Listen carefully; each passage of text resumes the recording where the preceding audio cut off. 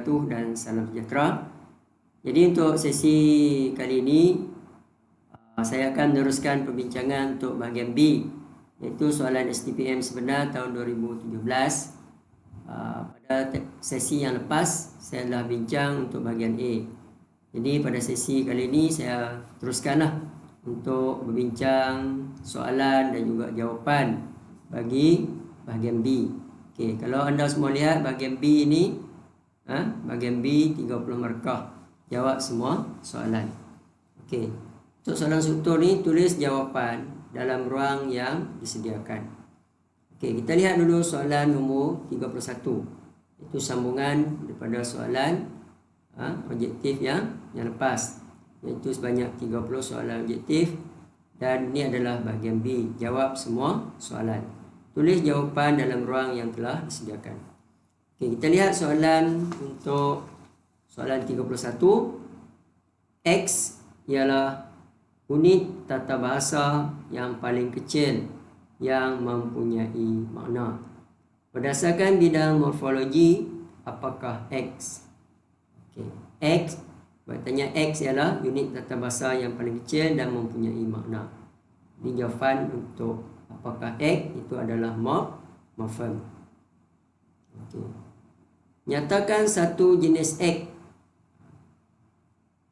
Kita tahu morfem ada dua, iaitu morfem bebas dan morfem terikat.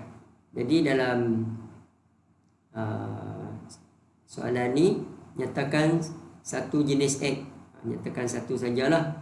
Jadi jawapannya boleh sama ada morfem bebas ataupun morfem terikat. Itu adalah jawapan untuk soalan 31. Jadi satu markah. Okey, seterusnya kita lihat soalan nombor 32. Kesan penggunaan komputer begitu banyak, terutamanya kepada orang yang terlalu kerap menggunakannya. Penggunaan komputer secara berlebihan boleh menjejaskan kesihatan. Jika seseorang sering menekan tertikus dan menatap komputer terlalu lama, ia boleh mengalami sakit belakang. Mata juga boleh mengalami masalah jika tumpuan pandangan terlalu terarah kepada monitor komputer dengan lamanya.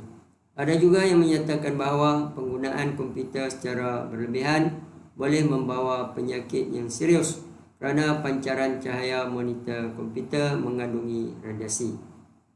Soalannya, berdasarkan petikan di atas,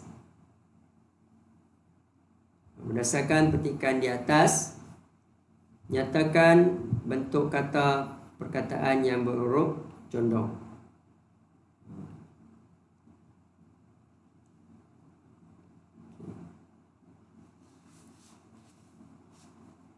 Yang berhuruf condong. Yang pertama, berlebihan. Yang kedua, tertikus. Yang seterusnya, monitor komputer. Nyatakan bentuk kata. Soalan tanya bentuk kata. Kalau ditanya bentuk kata, anda semua jangan jawab golongan kata. Namakan bentuk kata bagi perkataan yang berhuruf condong. Berlebihan, tertikus, monitor komputer. Jawapannya, bentuk kata berlebihan, kata terbitan, tertikus, kata ganda, monitor komputer, kata majmuk. Okey. Berikan golongan kata. Soalan ni baru tanya golongan kata bagi perkataan yang bergaris. Okay, kita tengok dulu apa perkataan yang bergaris tu. Banyak, terlalu, radiasi. Banyak, terlalu, radiasi.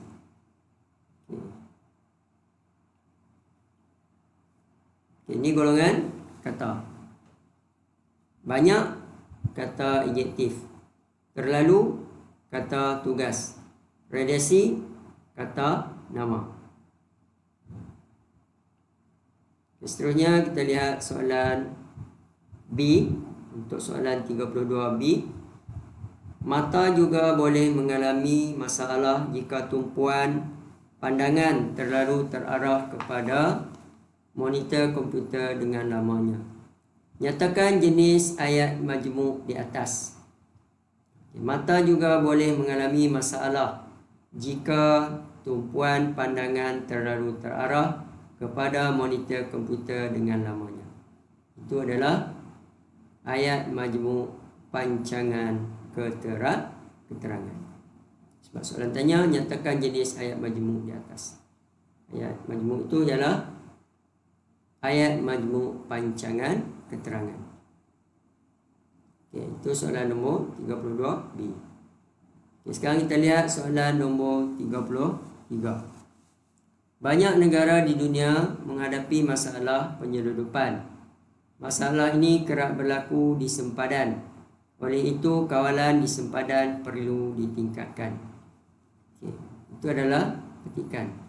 Soalan, berdasarkan petikan di atas, tulis A. Frasa kerja tak transitif. Frasa kerja tak transitif. Maknanya, frasa yang ada kata kerja tak transitif. Okey, kalau kita lihat sini, kerap berlaku di sempadan. Itu adalah frasa kerja tak transitif. Kerap berlaku di sempadan. B. Frasa kerja transitif. Frasa kerja transitif iaitu frasa yang ada kata kerja transitif. Okay, kalau kita lihat dalam petikan ni, menghadapi masalah penyeludupan. Menghadapi masalah penyeludupan. Itu adalah frasa kerja transitif. Okey, frasa kerja pasif. Frasa kerja pasif. Frasa kerja pasif ialah perlu ditingkatkan. Perlu ditingkatkan. Itu adalah frasa kerja pasif. Okey, seterusnya soalan nombor 34. Untuk pelajar-pelajar melakukan pekerjaan itu amat mustahil. Okay. Untuk pelajar-pelajar melakukan pekerjaan itu amat mustahil. Okay. A. Apakah klausa bebas dan klausa tak bebas bagi ayat di atas? Apakah klausa bebas dan klausa tak bebas bagi ayat di atas? Ini kita lihat ayat. Untuk pelajar-pelajar melakukan pekerjaan itu amat mustahil. Okey, untuk klausa bebas, klausa bebas ialah perkara amat mustahil. Perkara amat mustahil. Itu adalah klausa bebas. Klausa bebas ni adalah klausa yang boleh berdiri dengan sendiri. Okay, klausa tak bebas, untuk pelajar-pelajar melakukan pekerjaan itu. Itu adalah klausa tak bebas. Sebab dia ada kata hubung. Kamu tahu dah kata hubung yang ada di sini. Kata hubung pancangan komplement. Sebab ada untuk. Itu klausa tak bebas. Untuk pelajar-pelajar melakukan pekerjaan itu. Okay, soalan B, apakah jenis ayat majmuk di atas? Apakah jenis ayat majmuk di atas? Okay, jawab balik, ayat majmuk pancangan komplement. Ayat majmuk pancangan komplement.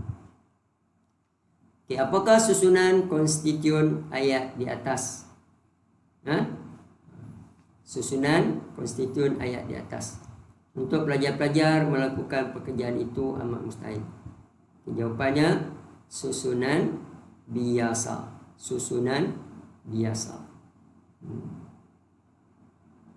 Okey, seterusnya nombor 35. Kami belum menonton filem terbaru itu. Kami belum menonton filem terbaru itu. Okay, ini diberikan ayat. Okey, soalan A. Tukarkan ayat di atas kepada ayat pasif. Tukarkan ayat di atas kepada ayat pasif. Okay. Kita tengok sini kami. Kami adalah kata ganti nama diri pertama. Okay. Kalau kata ganti nama diri pertama, kita tidak boleh gunakan oleh. Jadi filem terbaru itu belum kami tonton. Filem terbaru itu belum kami tonton. Kamu tak boleh buat lah. Filem terbaru itu belum ditonton oleh kami. Kami adalah kata ganti nama diri pertama. Itu tukarkan ayat di atas kepada ayat pasif. Songsangkan ayat pasif yang terbina dalam jawapan 35A. Sekarang dia kata songsangkan ayat pasif. Songsangkan ayat pasif yang terbina dalam jawapan 35A. Kita lihat tadi filem terbaru itu belum kami tonton. Sekarang kita nak pasifkan ayat itu. Belum kami tonton filem terbaru itu. Itu baru songsang. Songsangkan ayat pasif yang tadi itu. Belum kami tonton filem terbaru itu. Itu adalah kalau kita songsangkan. Belum kami tonton filem terbaru itu. Seterusnya nombor 36. Ini diberi jadual. Ditanya jenis ayat. Ayat perintah. X, Y. Ayat tanya. Ini adalah jenis ayat. Ayat perintah X, Y, ayat tanya. Ini makna kamu kena kuasailah jenis ayat yang ada. Contoh ayat. Budak itu berdiri di tepi jalan. Apakah jenis ayat bagi X dan Y? Kita tahu X adalah ayat penyata, Y ayat seruan. Bina satu ayat bagi Y. Bina satu ayat bagi Y. Maknanya ayat seruan. Ini saya dah bagi satu contoh lah. Saya rasa kamu pun dah kuasai. Cuma untuk bina ayat seruan ni, tanda seru adalah di belakang. Aduh, sakitnya kaki saya terpijak paku. Mungkin yang salah. Ada yang letak tanda seru selepas perkataan aduh. Itu salah. Sebenarnya aduh, sakitnya kaki saya terpijak paku. Tanda seru di akhir ayat. Okey, itu adalah soalan nombor 36. Seterusnya kita pergi soalan nombor 37. Soalan yang terakhir. Soalan terakhir bagi soalan struktur. Baca petikan yang berikut dan kenal pasti kesalahan bahasa yang terdapat di dalamnya. Bagi setiap kesalahan, jelaskan sebab kesalahan dan kemudian buat pembetulan. Ini seperti biasa dalam sesi-sesi saya yang lepas, banyak sudah saya membincangkan tentang analisis kesalahan bahasa. Untuk soalan 37 STPM tahun 2017, petikannya berbunyi begini. Kita baca dulu. Isu penyelewengan subsidi petrol dan diesel mendapat liputan yang meluas kebelakangan ini. Berdasarkan laporan yang dikeluarkan oleh pihak berkuasa, menunjukkan jumlah rampasan bahan api berkenaan yang direkodkan di seluruh negara sepanjang tahun lalu telah meningkat berbanding tahun sebelumnya. Sehubungan dengan itu, Kementerian Perdagangan Dalam Negeri, Koperasi dan Kepenggunaan telah melancarkan operasi bersama-sama pelbagai agensi kerajaan untuk membenteras perkara ini. Melalui tindakan tersebut, pihak berkuasa juga telah berjaya membawa pihak berkenaan ke muka pengadilan untuk dikenakan tindakan undang-undang. Tindakan tegas ini bukan sahaja untuk mengelakkan pengguna daripada terus ditindas, sebaliknya untuk memastikan semua pihak lebih bertanggungjawab. Okey, jadi untuk jawapan ni, setelah kita baca, kita kena pasti kesalahan. Jadi kita dah dapat kena pastilah ada 3 kesalahan sini, iaitu berdasarkan laporan yang dikeluarkan oleh pihak berkuasa menunjukkan. Okey, kalau kita lihat, jadi yang ini kamu boleh pindahkan masuk ke sinilah, tulis masuk yang bahagian kesalahan tu. Okey, kita lihat apa sebab dia. Ayat tergantung tanpa subjek. Ayat tergantung tanpa subjek berdasarkan laporan yang dikeluarkan. Ayat tergantung tanpa subjek. Okey, pembetulannya, laporan yang dikeluarkan oleh pihak berkuasa menunjukkan. Laporan yang dikeluarkan oleh pihak berkuasa.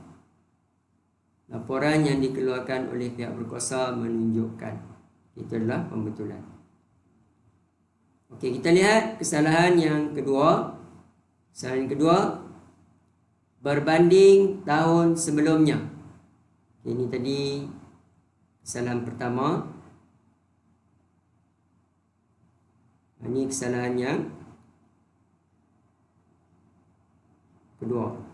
Berbanding tahun sebelumnya. Berbanding tahun sebelumnya. Okey. Yang ini sebab kesalahan apa? Tidak menggunakan kata sendi nama dengan untuk menunjukkan perbandingan. Tidak menggunakan kata sendi nama dengan untuk menunjukkan perbandingan. Okey, sebenarnya sana berbanding dengan tahun sebelumnya. Berbanding dengan tahun sebelumnya. Jadi perlu ada perkataan dengan kata sendi nama untuk menunjukkan perbandingan. Okey, berbanding dengan.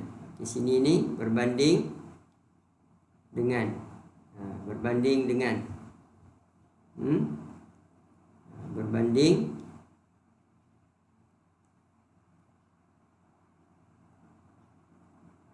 sepatutnya sini berbanding dengan. Okey, seterusnya kesalahan yang ketiga. Ketiga sini Kesalahan yang ketiga.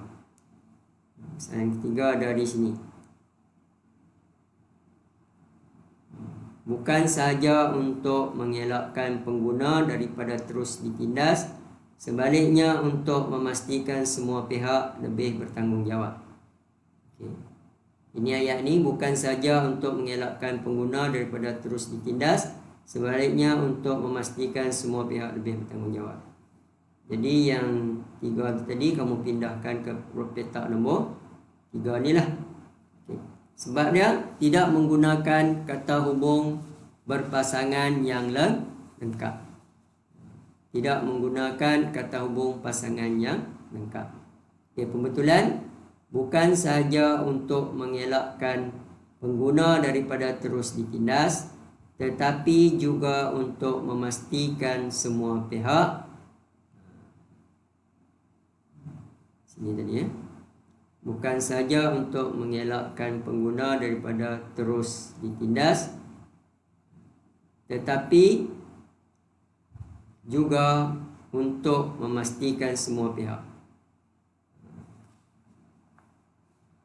Tetapi untuk memastikan semua pihak lebih bertanggungjawab. Okey, itu. Okey, kita tengok balik.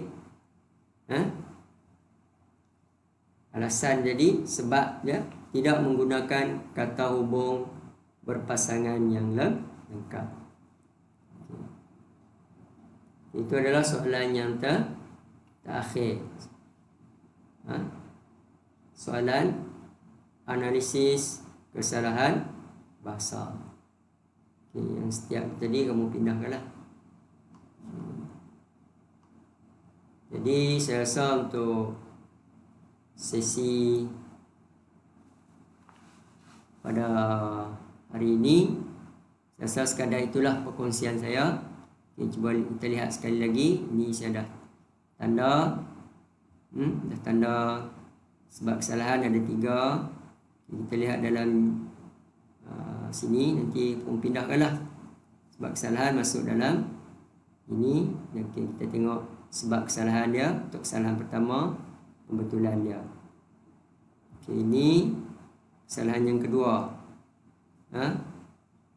Sebab kesalahan dan pembetulan. Ini kesalahan yang ketiga. Sebab dia, ini sebab dia, ini adalah pembetulan. Jadi kamu fahamlah untuk soalan analisis kesalahan bahasa ni, dia ada 3 tugasan. Yang pertama apa? Kenal pasti kesalahan bahasa. Bagi setiap kesalahan jelaskan sebab dan kemudian buat pembetulan. Jadi saya rasa sekadar itulah perkongsian saya pada sesi kali ini. Jadi saya berharaplah kamu buatlah persediaan lagi dan lagi untuk menghadapi peperiksaan semester 2 yang akan datang. Jadi untuk sesi-sesi yang akan datang, saya akan kongsi lagi lah. InsyaAllah saya akan jadikan laman YouTube ni untuk berkongsi ilmu dengan anda semua. Jadi bila anda dapat maklumat, untuk anda masih bersama dengan saya, bolehlah subscribe channel saya dan juga boleh like lah perkongsian yang saya buat. Sebenarnya saya bukanlah seorang yang hebat, tapi insyaAllah saya akan jadikan anda semua pelajar-pelajar yang hebat untuk masa hadapan anda. Jadi sekadar itu perkongsian. Jika ada sebarang kesilapan dan kekurangan, saya mohon ampun dan maaf. Yang baik itu semua daripada Allah SWT, yang kurang itu daripada kekurangan dan kedaifan dari saya, juga daripada Allah SWT. InsyaAllah kita jumpa pada sesi-sesi yang akan datang untuk tajuk dan topik yang lain pula, terutamanya untuk bahasa Melayu semester 2 910/2. Sekian, terima kasih.